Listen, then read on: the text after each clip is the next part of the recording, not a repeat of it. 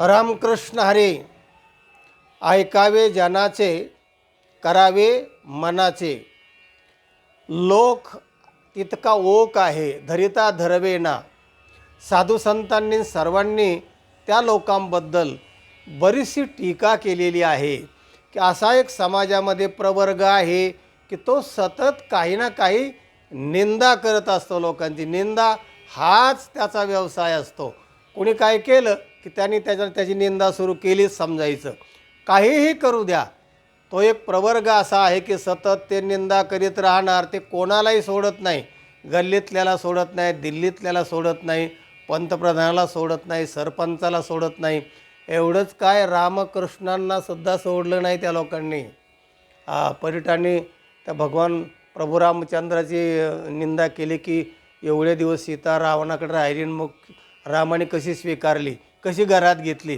पुन्हा त्याला वनवासात, त्या सीतेचा वनवास कधी संपला नाही. सांगायचा मुद्दा असा की निंदा श्रीकृष्णाला तर भर सभेमध्ये शिशुपालाने भर सभेत 100 शिव्या दिल्या. किंवा सांगायचं असं की तो चोरटा आहे, तो भामटा आहे, तो शिंदाळ्या आहे, तो नाना प्रकारची निंदा त्याच्यावर भर सभेमध्ये केली. सांगायचा मुद्दा असा की हे जे निंदक आहेत ना, निंदक नियारे राखे अंगणकुटी छवाय, बिन साबन बिन पाणी अंतर्बाह्य धुलाय. तेव्हा कबीर म्हणतात की हे असू दे, आता ते काही आपण त्यांना घालवू शकत नाही, कारण तो एक प्रवर्ग आहे, ती एक जमात आहे आणि ती कधीही इतिहासातून संपलेली नाही. एकनाथ महाराजांचा तो कुटाळ वाटाच होता त्या पैठणला. निंदा करायचे नाथांना तर, आणि इतकं छळलं. देवला तेच, तुकाराम महाराजांना तेच, देवांना तेच. म्हणजे हा एक प्रवर्ग असा आहे, ते मंडळच आहे त्यांचं. ते एक निंदकांची वेलीच आहे, साखळी आहे. तेव्हा असा जो निंदक प्रवर्ग आहे, तर शहाणे माणसं असं म्हणतात की बाबा रे, त्यांचं काय असेल ना त्यांचं मनावर नका घेऊ. ऐकावे जनाचे आणि करावे मनाचे. याच्यावर एक दृष्टांत पाहूया. एक कुंभार आपलं सशक्त गाढव एका बाजारला विकण्यासाठी घेऊन चालला होता.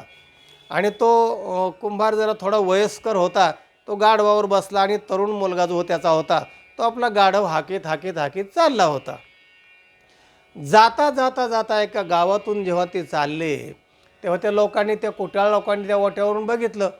कुंभार राजे, नमस्कार नमस्कार, जय हो. हो हो म्हणले, काय गाढव बाजारला चाललं आहे वाटतं विकायला. तर म्हणला हा हा, बाजारला चाललो आहे. आणि मग तुम्हाला काय वाटतं का नाही. म्हणले काय झालं. अहो म्हणले, सोन्यासारखं पोरगं खाली चाललं आहे आणि थेरडा म्हातारड्या पार गावऱ्या तुमच्या तिकडे घ्यात, काय व्हायचे तुमचं, तुम्ही कुशाल गाढवावर बसलाय. म्हणाले हे काय शोभतं का तुम्हाला. त्याला वाटलं अरे हे म्हणतं ते बरोबर आहे. मग ते खाली उतरलं आणि त्या पोराला बसवून हाकीत हाकीत चालले. पुढच्या गावात गेले, तिथेही ते सगळ्या गावोगाव असतातच, सगळ्या मंडळात असतात, सगळीकडे ते असतातच कुठे ना कुठे तरी. मग तिथे ते वाट्यावर राम राम राम राम म्हणाले. काय कुंभाराजे, गाढव विकायला चालले वाटतं. हो हो म्हणाले. बरं बरं म्हणाले.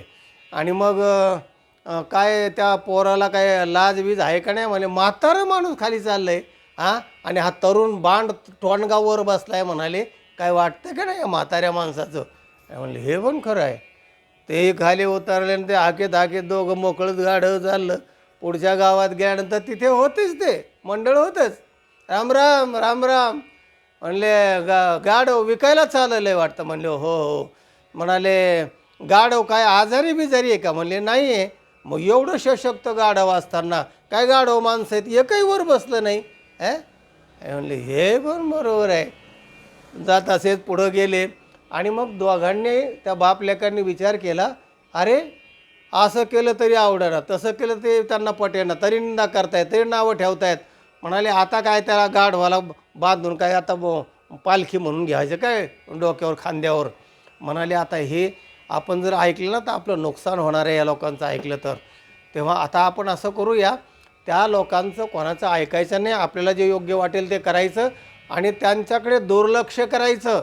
त्यांना भुंकते ते भुंको द्यावे, आपण शिकवू नये किंवा आपण न जावे त्यांच्या सवे.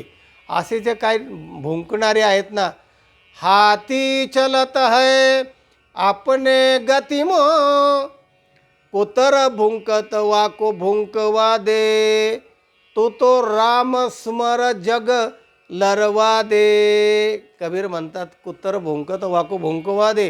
हाती चलत हे आपल्या गतिमो.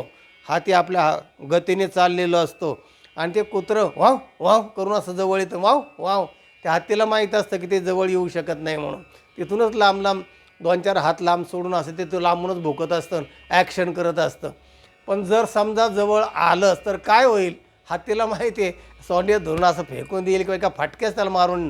त्या हत्तीचं आपलं सामर्थ्य त्याला माहिती असतं. पण हे कुत्र जे आहे ना, त्या कुत्र्याला काय समजत नाही का की एवढा मोठा प्राणी आहे, हा पळवू शकत नाही, त्याला आपण घाबरूनही टाकू शकत नाही. त्यानुसार काय कोण जर ओरडलं ना, ते कुत्रं धोम पडन किंवा चक्कर येऊन खाली पडन. त्याचा आवाजही पण ते आवाजसुद्धा त्या वापरत नाही हाती. त्याला काय वापरायचं म्हणतो, याला काय वापरायचं. हाती चलत आपण गतिमो कुतर भुंकत वाको भुंकवा दे तो राम स्मर जग लरवा दे. कबीर का कहना आहे.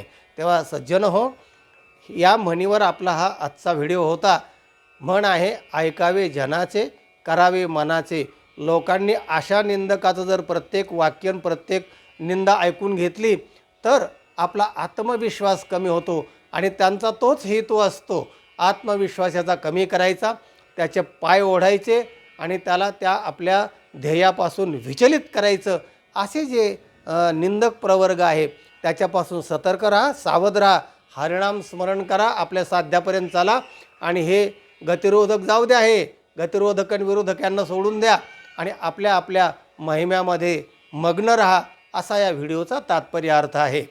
हा व्हिडिओ इतरांना पाठवा, लाईक करा आणि चॅनलला ज्यांनी सबस्क्राईब केलेलं नाही त्यांनी जरूर सबस्क्राईब करा. ज्ञानाचा आनंद घ्या. रामकृष्ण हरी.